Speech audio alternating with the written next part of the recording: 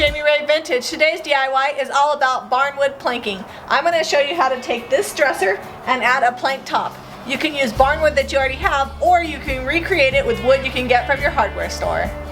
First things first, we've cut all of our boards with our miter saw the exact length of our dresser, so that way it just comes in along the lip. And we're going to be using 5 boards total. Yours may be different depending on the width and the depth of your dresser. Alright guys, so we're going to get started stapling. I've got my staple gun hooked up to my air compressed stapler. I'm using 18 gauge 1¼ inch staples, and I'm going to go ahead and staple 2 in the end, going with the grain. It's important that you go with the grain so that way you don't raise the grain, and so you don't have any funky looks when you're all done. So I'm coming all the way across to the other end, and I'm going to go ahead and do the same thing just to make sure that it's straight and where I want it. Then I'm going to come across and do 3 more sets of 2 staples on each side. My dresser requires 4 more boards, so I'm going to go ahead and replicate that process 4 more times. In a few spaces you might have gaps like this, so you may have to use a clamp or push it against it to make sure that it's nice and flush.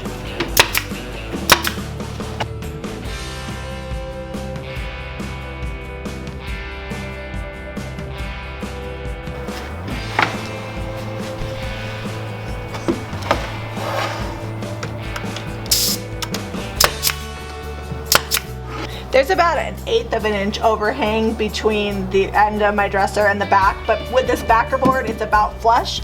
If you were concerned about that, you could go ahead and cut your board to fit. I kind of usually just cut the last one. If it's like half the width, then sometimes I'll cut down the first one and the last one just so that way it looks good.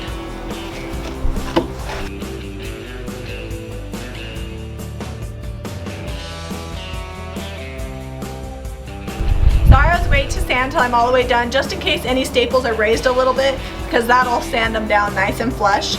You could just use a rotary sander. I would start off with at least 80 grit because this is pretty rough, and then finish with a 120. But I'm going to start with my belt sander because it'll take it down a lot faster, and then I'll finish with my rotary with a 120. You also don't want to make it so smooth that it looks like new wood. You want it to have a rustic quality, but you don't want anybody to get splinters.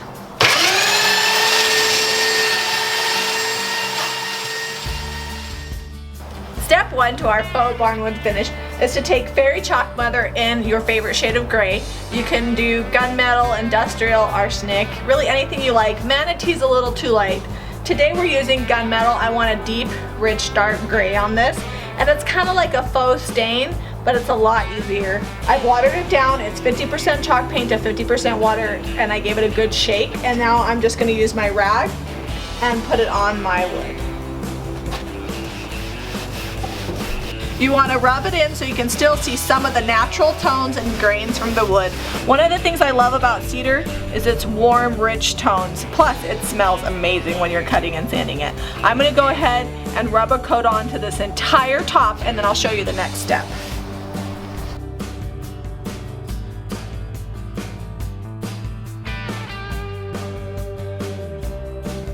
Now that our gray stain is on, it's not all the way dry, and you don't want it to be. The next step, you want to kind of blend in. So I'm taking my round zipper brush and a little bit of snowflake paint, and I'm going to dry brush. When you dry brush, at least in this technique, you're going to want to be kind of random, and you're going to want to make sure you go with the grain of the wood.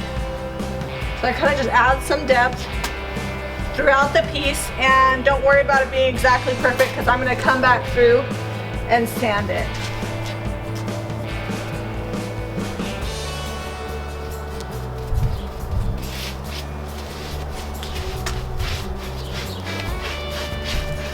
So I'm going to take my 220 sanding sponge, and while it's still damp a little, I'm going to come over and blur my lines.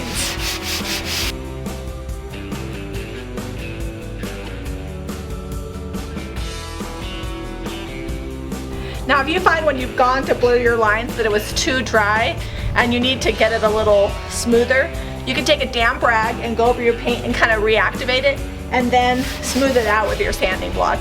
You can keep manipulating it until you get the look that you want. Okay, so now our plank top is almost done. It just needs to be sealed. We're gonna go ahead and just dress the whole dresser, all the drawers, and then we'll spray our sealant on. If you wanted to, you could also brush it. Make sure that you're using a really good quality brush and a good polyurethane that'll hold up for years of use. We usually do about 4 coats on top, that way it's nice and durable. Alright guys, we've got our top all finished and our dressers finished. It turned out amazing. It's a pretty simple process and a way to take some inexpensive wood and really dress up a dresser and give it that farmhouse style.